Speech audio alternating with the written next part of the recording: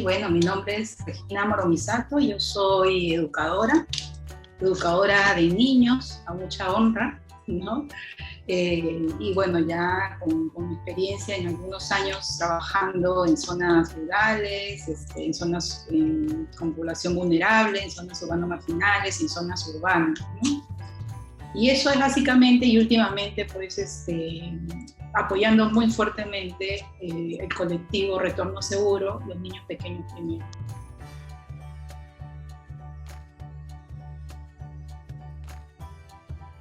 Bueno, te voy a decir primero por qué este cliché, porque es un cliché que siempre desde toda la vida, pero desde que seguramente has estado muy chiquita, siempre han dicho los niños son el futuro del país, ¿no? Ya con el desarrollo de los estudios en estos últimos 20 años, por no decirte, sí, en estos últimos 20 años con el boom de la neurociencia, se empieza a descubrir que efectivamente los niños, pero sobre todo los niños más pequeños, ¿no? Por lo que sucede en su desarrollo tan acelerado en esos primeros años de vida, realmente son el futuro del país. Ya Heckman, que es un economista que ganó premio Nobel, justamente ganó el premio Nobel al descubrir que los países, la mejor inversión que pueden hacer los países es en sus niños. Una inversión en los niños les trae un retorno de entre 7 y 9 dólares. Por cada dólar invertido en trabajar con niños, el retorno es de entre 7 y 9 dólares. ¿Y cómo así? Porque te ahorras como país temas remediales, ¿no? Por ejemplo, menos gastos en tratamientos de rehabilitación. Se han observado también en otras experiencias, como el abecedario, por ejemplo, a través de un estudio longitudinal, niños que han tenido la oportunidad de ser atendidos con la calidad respectiva, pues hacia los 30, 40 años, han sido personas, digamos, que se han integrado mejor a la sociedad, menos probabilidades de caer en drogas, menos probabilidades de caer también en la delincuencia, ¿no? Entonces, cuando él hace el comparativo de qué significa esto en un largo plazo, es que él señala esto, ¿no?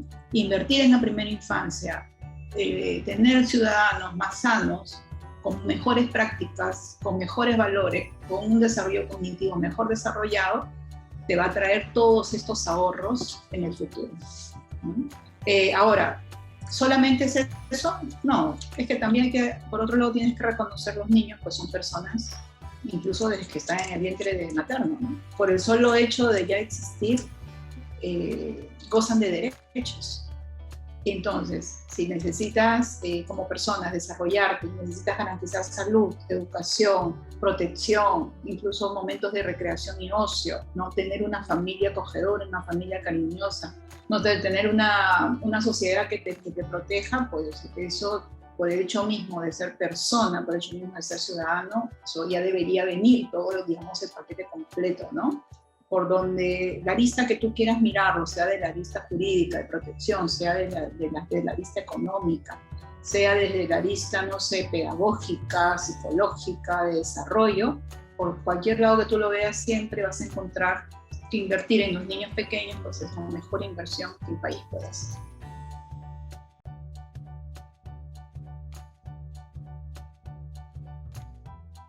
Si antes sabíamos que cada familia era diferente, ¿no? Y en particular, pues ahora con la pandemia lo corroboramos y lo corroboramos 1000 veces más, ¿no? Cada familia ha tenido sus propios recursos personales, o mejor dicho, condiciones, ¿no? Personales, condiciones emocionales y condiciones materiales para afrontar la pandemia, ¿no? O seguir afrontando la pandemia y sobre todo el confinamiento, ¿no? Y el confinamiento de los niños, ¿sí? Hay familias que de pronto, al tener una situación tal vez mejor, el espacio donde tienen a los niños termina siendo como el espacio ideal, ¿no? Ellos más bien han visto en todo este proceso que ha sido muy favorecedor para ellos, pero eso no ha sucedido yo me atrevería a decir, en la gran mayoría, en la otra gran mayoría de familias, ¿no? Y eso lo va reportando, por ejemplo, en los estudios, ¿no? Este estudio que está haciendo la Fundación Baltasar Nicolás con la Universidad Católica, ¿no? Y con Cooperinfancia, según el reporte salía que 9 de cada 10 cuidadores tenían 1 o 2 indicadores de ansiedad, ¿no? Entonces eso ya de por sí te va diciendo un poquito como una bomba de tiempo, ¿no? En la casa, ¿no? La violencia contra los niños se ha incrementado. El año pasado, en octubre, el año pasado, por uno de los conversatorios que justamente promovió Coopera Infancia, el Ministerio de la Mujer señalaba que al mes de octubre del año pasado, a diferencia de octubre del año anterior, ya se reportaba un 50% más de denuncias a través del programa Aurora de violencia intrafamiliar, ¿no? Eso es octubre, o sea, el año pasado. También se van reportando casos de violencia sexual también en niños, ¿no? El embarazo adolescente se ha incrementado, y el embarazo adolescente al incrementarse vas a traer nuevamente a niños que de pronto están siendo cuidados por niñas, ¿no? También, y que no tienen, digamos, las condiciones óptimas, ¿no? Entonces todo se vuelve como un círculo vicioso. ¿Qué dimensiones de todo este paquete completo se ha afectado? Bueno, se han afectado todos, ¿no? El tema de la anemia y la desnutrición crónica también, porque se suspendieron los servicios de salud prácticamente, entonces muchos niños, digamos, tal vez no llegaron a estar al día en sus tarjetas de vacunación, ¿no?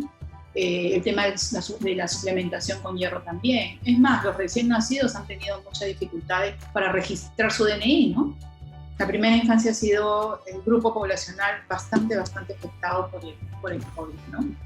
El tema es que la primera infancia no tiene voz propia, o sea, voz propia en el sentido de que no, pues un bebé no te va a decir, me falta mi DNI, ¿no?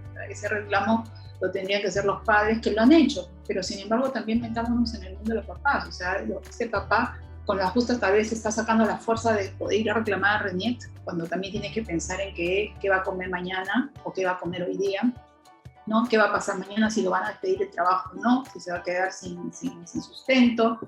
Si es que alguien familiar se ha enfermado, pues también incrementa el estrés, ¿no? Entonces, digamos que no es que exista algo en particular que se haya afectado. Yo creo que todo se ha afectado, y la dimensión en la que se ha afectado es que va a depender de cuál han sido las condiciones personales, emocionales y materiales de cada familia.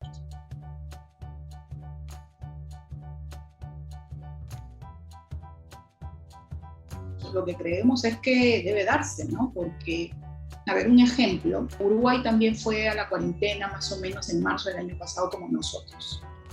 Pero al mes y medio Uruguay ya estaba en su proceso de retorno a los centros infantiles. Hoy Uruguay tiene casi ya el 100% de sus colegios funcionando. Y eso no ha significado que Uruguay empezó otra vez con sus rebrotes y que haya habido una infección grande y que no sé qué, o sea, no, porque también la ciencia nos está diciendo que el retorno a las escuelas en ninguna parte ha significado un rebrote.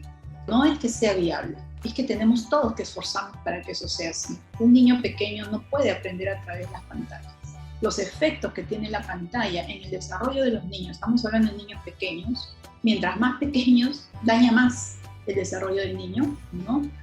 Porque someterlo tanto tiempo a pantallas hace que este cableado que tiene que hacerse, este cableado neurológico que tiene que hacerse, se vuelva pues pasivo, ¿no? Porque el niño solamente está mirando una pantalla que le va dando unos ciertos niveles de estímulo, y que esos ciertos niveles de estímulo lo que le hace es generar una sensación de placer en el cerebro, pero es totalmente pasivo, ¿no? No es un niño que está jugando, saltando, tocando, viendo, que es la manera como los niños aprenden naturalmente. La virtualidad no es la forma de aprendizaje de los niños. Y yo creo que los padres se dan cuenta de eso, ¿no? ¿Por qué crees que ha habido tanta deserción en el nivel inicial? Porque los papás se dan cuenta que no pueden tener sentado a un niño frente a una pantalla. Ha habido también deserción porque en el otro caso era, no señor, usted tiene que acompañar a su hijo mientras está, pero oye, los papás están también haciendo teletrabajo, o los que no están haciendo teletrabajo tienen que salir a trabajar. Entonces eso se ha vuelto un poquito complicado. Y yo quisiera también preguntar, pues, ¿cómo va la matrícula de este año en niños de inicial? Yo creo que la matrícula de los niños de inicial, es más, me parece que los papás pueden estar esperando, ¿no?, la presencialidad para recién matricularlos, ¿no? Entonces, y ahí, bueno, estamos en cierto modo perdiendo, por eso que más que viabilidad yo creo que debe ser una exigencia, ¿no? Una exigencia que debemos hacer al país, que los niños retornen cuanto antes.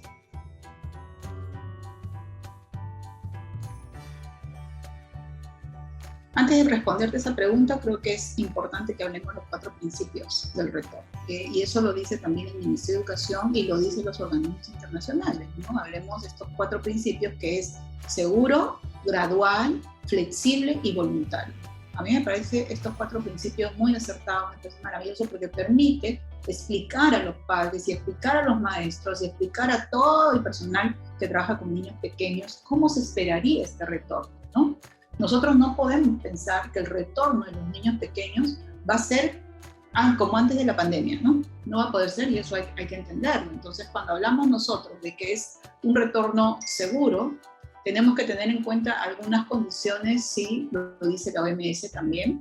De una u otra manera debe haber un control de la pandemia, ¿no? O sea, en el país o la localidad en el que tú estás tiene que guardar ciertos niveles de tasa de contagio para que, digamos, se pueda presentar en un contexto favorable ese tema del retorno. Lo otro en el tema de seguridad es que se implementen pues, las normas y las medidas de bioseguridad, ¿no? Ya un año de pandemia, a un año, ¿no? De lo que ha pasado con el tema del virus, pero que ahorita ya todos tenemos un poquito más de conocimiento de cómo cuidarnos, ¿no? Ya sabemos el uso de la mascarilla, no debemos estar yendo a reuniones innecesariamente, sabemos que tenemos que evitar los espacios pues, altamente hacinados, ¿no? O de mucha gente. Ya sabemos que tenemos que desinfectarnos permanentemente y los espacios ventilados también ayudan. Entonces, hoy sabemos más que hace un año atrás, ¿no? Y también lo otro que es importante decir es que también las investigaciones nos están diciendo hoy que el niño no es el transmisor del virus. El año pasado encerramos a los niños y literal los encerramos porque lo que habíamos pensado es que esto era como una influenza, ¿no? Entonces, claro, los niños van al centro, van al colegio, agarran el virus y ese virus de la influenza lo llevan a casa. Pero este COVID no se comporta de esa manera. Es más, la evidencia dice menores de 10, pero yo te voy a hablar de los menores de 6 al menos, ¿no? De este grupo de edad.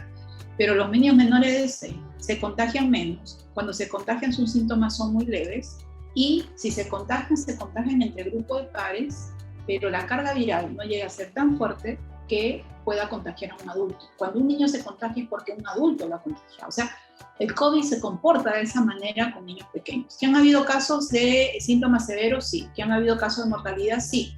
Pero siempre el caso de mortalidad ha estado asociado a un factor de riesgo o un factor de comorbilidad, como se conoce, ¿no? Niños que tienen cáncer, niños que tienen una condición de cardiopatía, ¿no? Problemas en el corazón o con un tema de salud respiratoria muy crónica, por así decirlo, ¿no? Vas encontrando evidencias en otros países del mundo. Lo último que se cerraron fueron las escuelas y lo primero que se abrieron fueron las escuelas. Y yo creo que por ahí tendríamos que nosotros pensar con el tema de seguridad. Lo segundo es gradual.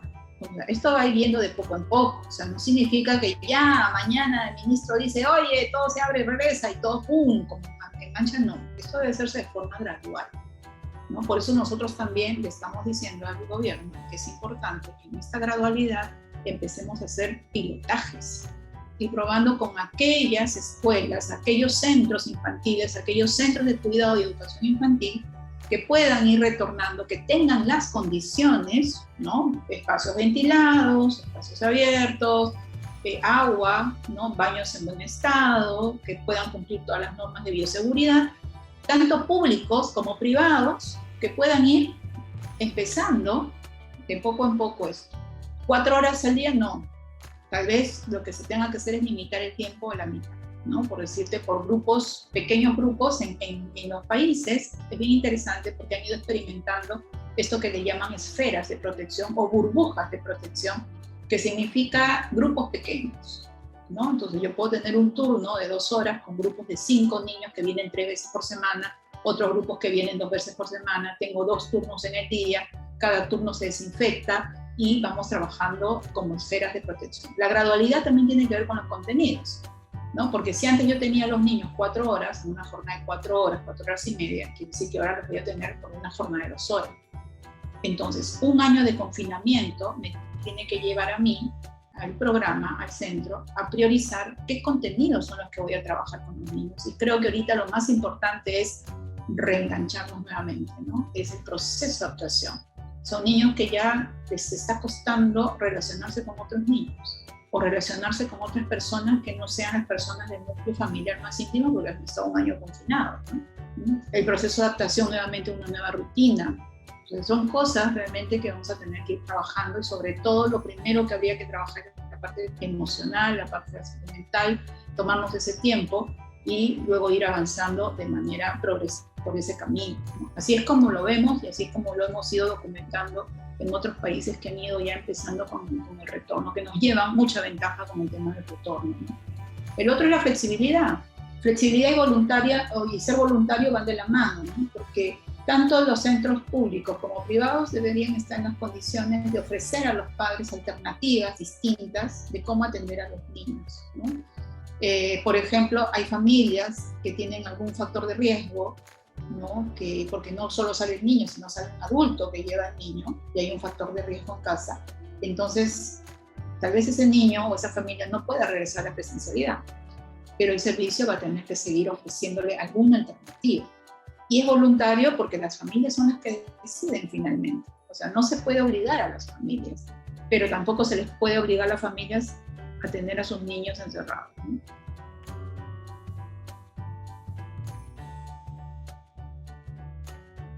Creo que lo primero es que uno tiene que saber identificar la particularidad de los niños en la primera infancia que asisten a los centros de cuidado y educación infantil. No es lo mismo el nivel inicial que el nivel primario, secundario, inclusive la educación superior, ¿no? El Ministerio de Educación ya sacó una norma, la norma 121, sobre el proceso de retorno. Ellos han establecido grupos para el retorno, grupo 1, grupo 2, grupo 3, en función justamente a esta condición, digamos, epidemiológica, ¿no? O sea, en caso de fallecimiento, si no me equivoco, son no mayor a 4 por cada 100.000 habitantes, ¿no? Y también así hay un parámetro para también el tema de contagios. También otro criterio es la alta movilidad, o sea, la movilización, ¿no? Para llegar a los centros y todo lo que supone el traslado de los chicos.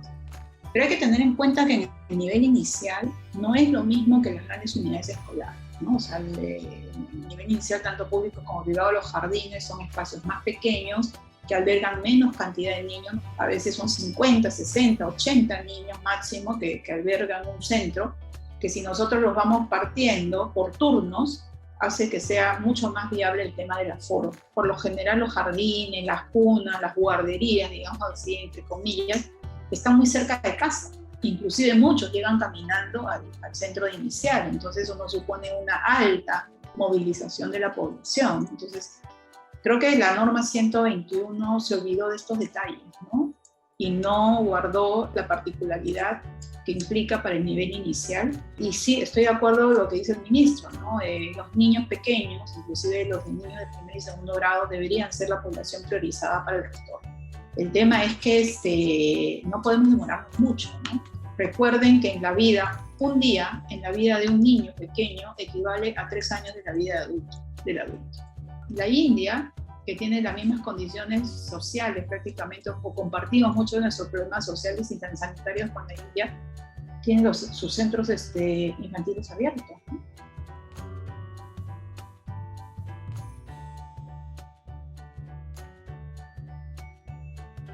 Estuvimos nosotros en este trabajo del colectivo Retorno Seguro con Coopera Infancia, revisando también protocolos, ¿no?, de varios países respecto al tema del retorno, ¿no? Mira, la verdad te voy a decir, Guatemala tiene un protocolo muy bonito, ¿no? Muy completo. Bolivia también tiene los protocolos y vas encontrando, ¿no? Argentina, Chile, Uruguay, donde más Guatemala, como te decía, Costa Rica, ¿no? República Dominicana, nos han ido compartiendo a través de la Asociación de Nidos y Guarderías del Perú, ¿no? A través de ellos hemos ido también recolectando todos estos protocolos que otros países ya han ido generando. Entonces, por eso que cuando yo te estoy explicando lo de seguro, lo de gradual, lo de flexible y voluntario, ¿no?, vas encontrando que todos los países están básicamente implementando casi las mismas estrategias. No es que haya un país distinto. Ahora, hay una cosa que me pareció súper interesante, que fue el último webinar que hizo la OMED Perú, claro, con apoyo del colectivo y lógicamente Coopera Infancia es parte también de este colectivo, ¿no?, de retorno seguro. Y también una de las cosas que planteaban era el uso de los espacios públicos, ¿no? De pronto un día salió, los parques son las zonas de más, donde más se infecta, nuevos focos de infección y no sé qué. No voy a cuestionar la metodología, ¿ya? Pero lo que sí creo que es importante es la respuesta que damos, ¿no? O sea, a nivel de políticas públicas, la respuesta que nosotros damos frente a esta situación. Entonces, la respuesta ha sido poner al virus sobre el bienestar de los niños, ¿no? Entonces, ¿cómo lo explicamos eso en concreto? Parque, foco de infección, ¿qué hacemos? Cerramos los parques, que los niños no vayan y otra vez los niños encerrados en sus casas. Prohibido que vayan al parque, ¿no? Cuando creo que la respuesta es otra, es ¿cómo hacemos para que esos parques sean seguros para los niños? ¿Cómo yo, gobierno local, me pongo las pilas y hago, por ejemplo, que haya algo para abastecer, para lavarse las manos? ¿Cómo hago para desinfectar, ¿no?, los juegos que están alrededor de tal manera que no? ¿Cómo hago para poder regular la cantidad de personas que van al tema de los parques? ¿Cómo separo un espacio que sea solamente para el tema de los niños? Entonces, creo que uno puede ponerse muy creativo con esto, ¿no? Porque lo importante aquí es cómo no le quitamos a los niños su espacio de desarrollo natural, ¿no? Entonces, creo que eso es algo que tendríamos que seguir reflexionando nosotros como país, ¿no? Cuando revisas las estadísticas de los datos abiertos del MINSA, te va dando con la sorpresa que este 2020 ha habido menos casos de fallecimiento de niños menores de 6 años, que a diferencia de los otros años. Y entonces uno puede decir, uy, entonces en el 2020 que hubo confinamiento, se han muerto menos niños, ¿no? Entonces, ¿qué quiere decir? Que los mantenemos encerrados. Entonces, nuevamente, ¿no? Otra vez, o sea, esa es la respuesta que debemos darle, o sea, ¿los mantenemos encerrados a costa de qué? ¿De su salud mental?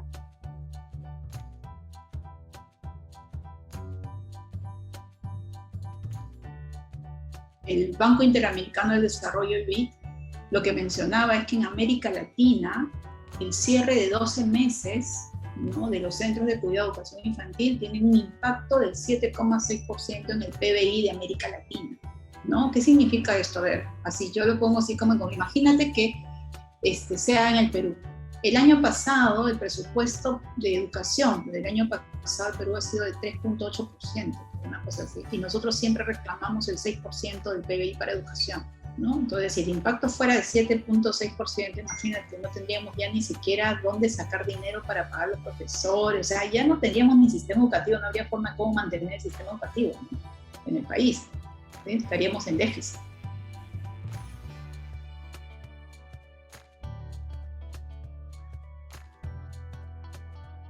Un tema importante ha sido poder sumar los esfuerzos de prácticamente 9 agrupaciones, ¿no? 9 agrupaciones es formar una red de redes, todas convencidas de que el retorno debe ser lo más pronto posible bajo estos 4 principios que te he mencionado, ¿no? Creo que otra cosa importante ha sido, no solamente a nivel de país, sino el poder ampliar las redes con otros países, al menos de Latinoamérica, ¿no? Haber hecho sinergia con otras organizaciones, por ejemplo con la OMEP. La semana pasada tuvimos este webinar en la cual escuchamos las experiencias de Argentina, Guatemala, Chile y Uruguay, ¿no? Y estuvimos conversando y también acceder a información de la OMS, ¿no?, de Washington también ha sido súper interesante, ¿no? Movilizando sociedad civil, creo que cuando uno reflexiona, mirando un poquito el tiempo, nos dimos cuenta nosotros con la pandemia que la primera infancia o el desarrollo infantil temprano no estaba tan posicionada como nosotros, los que estamos metidos en este tema, pensábamos, ¿no? El desarrollo infantil temprano pues ha retrocedido significativamente. Claro, eso nos frustra, pero también nos hace reflexionar y pensar que hay algo que no estamos haciendo bien, hay algo que debemos pensarlo con mayor profundidad. Y creo que un tema importantísimo aquí en esto ha sido poder acercarnos más a las familias, ¿no? Ya sea por la iniciativa de Fundación Baltasar Nicolás, con Católica y con Coopera, el tema del ESIC, y haber, aceptado ese desafío, que no ha sido sencillo, pero creo que ha sido súper importante porque estuvo nutriendo de mucha información para saber realmente que los niños estaban sufriendo, y los niños están sufriendo. Y además también el colectivo ha ido acercándose también con grupos de padres de familia que también están muy deseosos de que sus niños retornen, y han encontrado en este colectivo y en Coopera Infancia, que participa en este colectivo, que sus voces también sean escuchadas, ¿no? Entonces estamos sumando esfuerzos con esto. Cada vez más también líderes de opinión están empezando a hablar de la importancia y la necesidad de que los niños retornen, sobre todo los más pequeños, ¿no? Yo creo que eso también es importante. Todavía nos falta seguir trabajando más, pero bueno, en eso estamos.